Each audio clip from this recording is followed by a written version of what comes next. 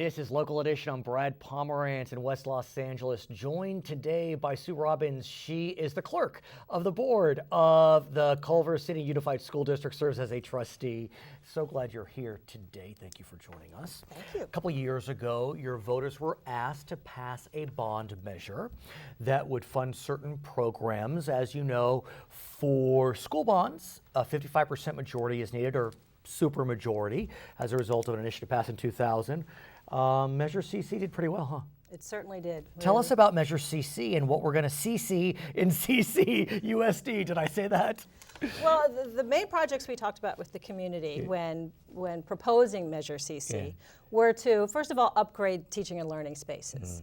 The way teaching and learning is done now is very, very different from the way it was done when we built those buildings. And we need very significant improvements in the way the rooms are laid out, in the technology that's available to the students, and the mobility of the furniture within the rooms, and a number of other things. So that's and I have to say, I live right outside of Culver City, have lots of friends. I'm sorry, I wish I lived in your city, but I come to the downtown. So that's all that matters. Good. I give you sales tax. Money there. Culver City public schools are desirable. Yes. They are considered public schools that you want to attend. People move to Culver City to attend your public schools, so the standards are high. That's right. I mean, people expect excellence in Culver City. That's right, and so our classrooms need to meet that standard. The second thing that we're looking at is upgrading and adding to our science facilities. The science facilities are out of date. We need to build a new building and upgrade some other classrooms in order to provide the kind of science education that students need now. So the bond passed about 2 years ago. Right. It takes time to get the money to flow in, to start groundbreaking ceremonies and construction. How is it going? Fast enough, slow enough, just right? Well, I think there's always frustration on the part of both the school board and the community on how long it takes to do any kind of public project, because there's just a lot of administrative things that have to go along with it. However, this summer we did manage to replace all the playgrounds at every one of our 5 elementary schools. They're beautiful. They could drive around and look at them. For sure. They're really, they're crawling with children every moment that they're available. That was our main project that we did this summer. We will be putting up the fencing around the Frost Auditorium for the upgrade on the Robert Frost Auditorium, which is a historic building. It's the architecture of it was quite something when it was first built. Right.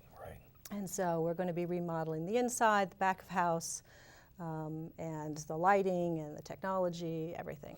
As you know, in November there will be a statewide school construction bond. Yes. $7 billion for K-12, $2 billion for community college.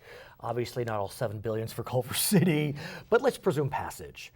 Are you aware of how Culver City can try to access some of those funds? And will you be you're already going? We're already in line for $7 million if it passes. Oh, wow. So Explain if you can. we're very hopeful. Yeah, explain if you can. There were a number of projects that were done years ago, specifically in our athletic complex, that if we funded these programs, there were matching funds from the state promised, but then the state ran out of those funds. I see. And so we are in line for those funds when the next bond passes. So CC helps you should this measure pass in November? This would be in addition to Measure CC.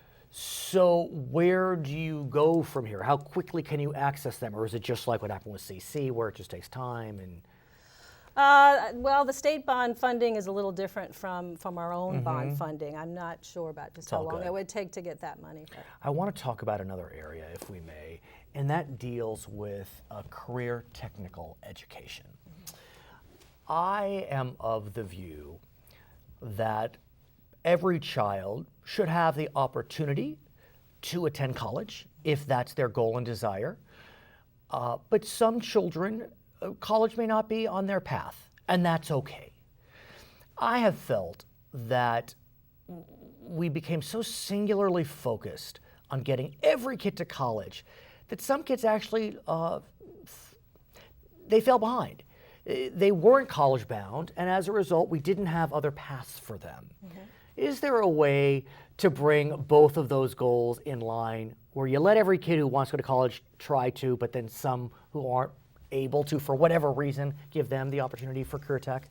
Absolutely. What has happened with what we've now called CTE, Career Tech Education, which used to be called vocational education, used to be called ROP programs, the new model for CTE education serves both purposes. And I think it's very well designed. It used to be that you made a choice. Right. And it currently is that you make a choice. Am I going to college, or am I going to take these classes which won't prepare me for college and won't give me what I need to even apply? What we call A through G requirements in the state of California. What we want to do is make sure that every student leaves our high school with all the qualifications they need to go to college if they so choose. Now, they may have interest in things that are traditionally not paths that traditionally might not require a full 4-year college education. Welding. And so for that, we look at what's called CTE programs. Now, CTE programs are very different now. You can't just go take woodshop and say, great, I know how to nail things together. You have to, CTE programs require 3 classes, an introductory, a concentration, and a capstone class. They have to be articulated with college programs. They have to be approved as Really? Yes, as eligible for credit in order to be an A through G class. Oh, wow. But the If beautiful that's thing new? about it is these classes are designed to prepare you either, for some things, you can come out and have a certificate and be ready to go to work in that area, Right. particularly the computer sciences areas.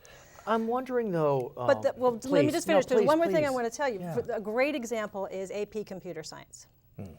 AP Computer Science is in 2 CTE pathways. So students can be in a computer-oriented CTE pathway, take AP Computer Science with the intent of getting out and going right to work. But that class also is approved at the university level and helps them get into college and potentially have a semester's worth of college credit. I want to push you just a little bit, if you don't mind. I think this is incredibly admirable that we want to give kids 2 potential paths, college and career tech. But if there are kids that really are focused by 10th grade on career tech, can we allow them to stay on that path and not be forced into trigonometry and, advanced chemistry or whatever it is? Well, the answer, there really isn't a yes or no answer because we're not forcing anyone to do anything. What we're doing is we're ensuring that when you leave us, Right. you can do anything you want. no, I You get are it. prepared to Yeah, I do get anything it. you want. Right. The CTE courses are all designed to be both career prep and college prep at the same Is time. this unique to Culver City? No, this is This is a statewide. new, because I mean, I've covered career tech before. I was not aware that that's the model. So I just want to read the list because they are an impressive group of classes. Animation fundamentals. I mean, look, Sony pictures right down the street from where you are. Auto mechanics, computer applications, digital photography, food services, hospitality. I mean, this is Los Angeles. Lifeguard, IT essentials, retail, robotics, sports therapy, sports medicine, web design. The classes are critically valuable for the Los Angeles, California economy. Well, and that's an important consideration. Her name is Sue Robbins. She is a trustee with the Culver City Unified School District. My name is Brad Pomerance. We're coming to you from West Los Angeles, just outside of Culver City, California. You're watching Local Edition.